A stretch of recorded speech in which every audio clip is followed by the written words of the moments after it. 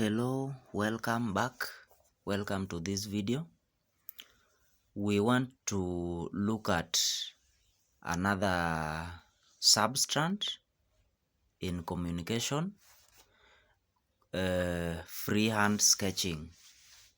So we are in freehand sketching, and these are the objectives of this video, or the objectives of the discussion. By the end of the discussion, you should be able to, number one, define freehand sketching, explain the principles of freehand sketching, identify and describe various techniques of freehand sketching, sketch some shapes using freehand sketching techniques, explain the importance of freehand sketching in communication. So straight away to the first, freehand sketching involves drawing by hand without the use of drawing instruments. So when you make a drawing of anything without the use of drawing instruments like a pair of compass, ruler, among others, then that is freehand sketching. So number one, we want to look at principles of freehand sketching. Number one is observation, so which involves looking at the object to be drawn carefully from different angles before sketching. So it helps in understanding the shape, proportion, and details of the object. So before you draw anything, before you draw an object, make sure you get to look at the object very carefully to know the shape, the proportion, and other details of the object. Then we have proportion, principle of proportion, which involves ensuring that the parts of the sketch are the right size in relation to each other and the real life size of the object, hence keeping the sketch realistic. Then we have principle of lines, which involves using different lines to create sketches by adding details and texture. Fourth principle is perspective, which involves sketching objects so they look like they are 3D for a more realistic and reasonable sketch. Then shape and form. This involves breaking down an object into simple shapes like circles, squares, triangles, and forms like cylinders, cubes, spheres, such that it is easier to sketch and combine parts. When you break an object down into various shapes, then it will be easier to sketch, and then you combine the parts. We also have the principle of light and shadow. This involves basic shading techniques to add volume and form to the sketch while taking into consideration where the light is coming from in order to depict shadows and highlight. Straight away to the techniques of freehand sketching. Number one, we have box method. So the box method is a technique used to sketch the outline of a shape or form of an object. So it involves drawing objects inside a box shape to get the right proportion and placement of the object. For example, if you want to draw a circle, you may first need to draw a rectangle, not a rectangle but a square, for example.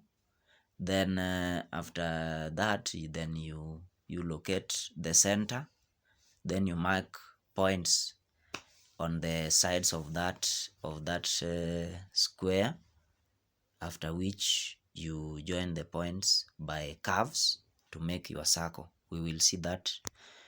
Then we have a center line method, which involves using a center line to divide the object into equal parts to keep the drawing symmetrical and balanced. We are going to see that.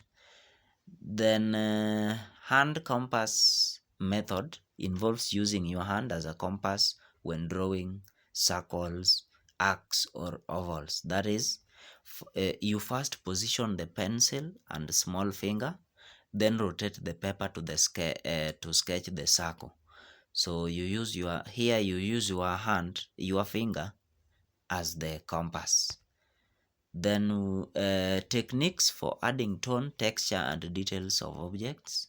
We have hatching, which involves using parallel lines closer to each other to create shading. So when you have to achieve a darker shade, then the lines are to be drawn closer to each other and bold. But when you want to get lighter shade, then the lines are faint and far apart, like the one you see there. Then we have cross-hatching. Cross-hatching there is where you use intersecting sets of lines, parallel lines for that matter, where you first draw the parallel lines, then in one direction, then others across them. So they are close and bold for darker shade, while far and faint for lighter shade, like the picture you see below there. Then we have stapling. So stapling is where you use dots to create texture and shading.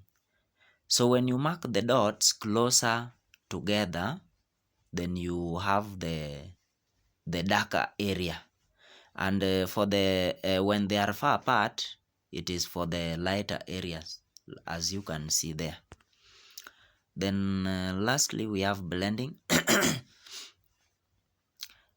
Blending involves smoothing pencil strokes to create soft shading by rubbing the pencil on the surface to make marks that are closer together.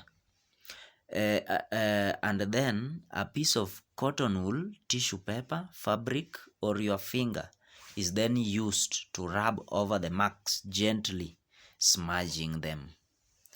So blending and smudging goes hand in hand, as you can see there. So the picture there you can see, so that's blending. Now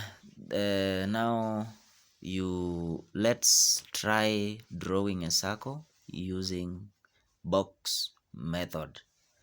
Like you can see first you draw something like a square in box form, then you mark the center by drawing the diagonals. Then on the diagonals you mark points that are of equal distances, then you sketch your circle there.